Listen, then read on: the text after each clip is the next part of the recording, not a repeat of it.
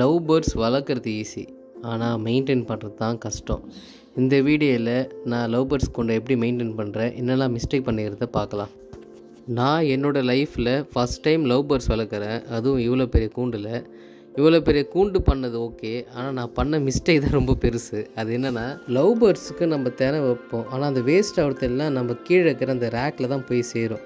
நான் பண்ண இந்த கூண்டில் என்ன ஆயிடுச்சுன்னா, அது அந்த ரேக் வைக்கிறதுக்கான இடம் இருந்துச்சு, நான் எலி வரணுதுக்கு நான் ஃபுல்லாகவே க்ளோஸ் பண்ணிட்டேன். அது க்ளோஸ் பண்ணது என்ன ஆயிடுச்சுன்னா, நம்ம எவ்ரிடே அது க்ளீன் பண்ணுற மாதிரி ஆகிடுது.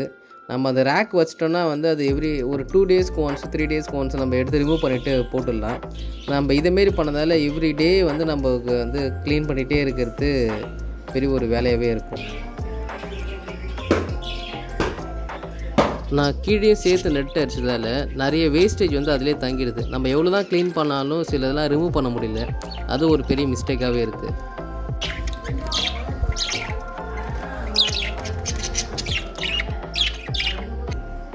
கீழே ரேக் செட் பண்ணுற ஐடியா இருக்குது. அது செட் பண்ண போது வீடியோ எடுத்து போஸ்ட் பண்ணுறேன், பார்ப்போம்.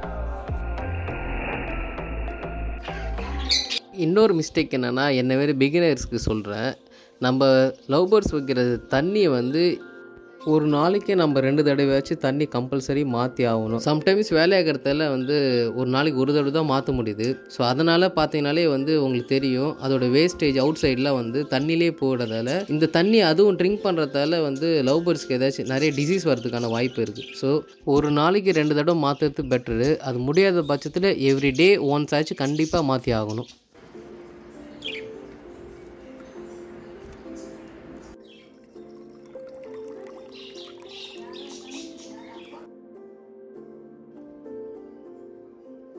ஸோ இந்தமாரி நல்லா க்ளீன் பண்ணிவிட்டு தண்ணி பிடிச்சி வச்சுக்கலாம். அதுக்கப்புறம் நம்ம வீட்டில் லவ் பேர்ட்ஸ் முட்டை போடுது, அது வளர்ற வரைக்கும் சின்னதாக ஒரு வீடியோ எடுத்துருக்கேன், அதுவும் பாருங்கள்.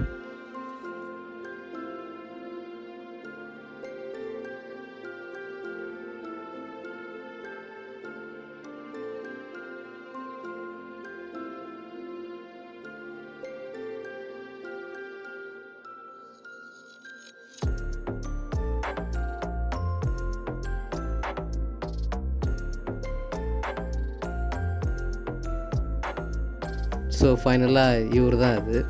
அந்த முட்டையிலேருந்து அழகாக பொறிஞ்சு வந்துட்டார், நல்லா க்யூட்டாக தூங்குதில்ல.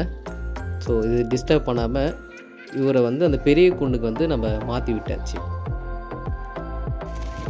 ஸோ ஸ்டார்டிங்கில் நிறைய லவ் பேர்ட்ஸை பார்த்து கொஞ்சம் பயந்துட்டு தான் இருந்தார். ஸோ அதுக்கப்புறம் நம்ம கம்முன்னு விட்டுட்டு போயிட்டேன்.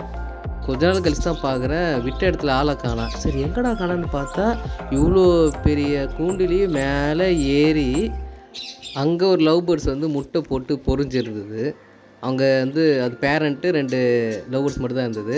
அவங்களுக்கு நடுவில் இவர் ஏறி போய் உக்காந்துக்கிட்டாரு.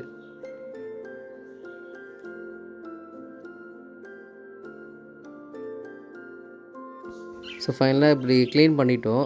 இந்த ரேக் அந்த வேலையே இல்லை. சரி நெக்ஸ்ட்டு வீடியோவில் பார்ப்போம் ரேக் செட் பண்ணுறத. அப்புறம் லவ் பேர்ட்ஸுக்கு நம்ம தனையெல்லாம் ஃபில் பண்ணிவிட்டு கூண்டில் வச்சிடலாம்.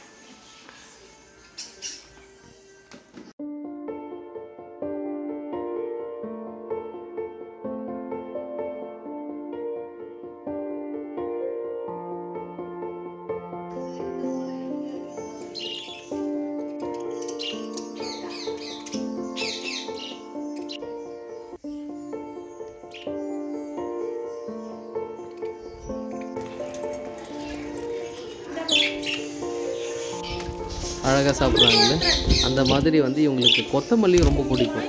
ஸோ கொத்தமல்லியை நம்ம கொஞ்சமாக வைக்கலாம். அது சம்மர் டைமில் வச்சா ரொம்ப நல்லதுன்னு சொல்லுவாங்க.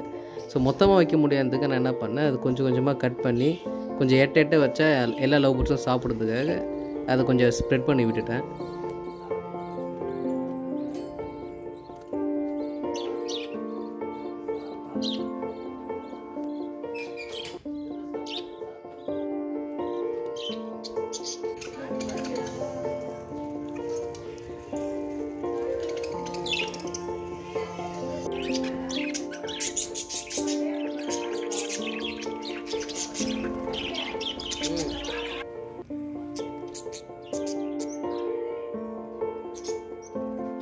அப்புறம் இதெல்லாம் முடிச்சுட்டு நம்ம சேர் போட்டு உட்காந்து லவ் பேர்ட்ஸை கொஞ்சம் நேரம் பார்க்குற அந்த ஃபீல் நல்லாயிருக்கும்.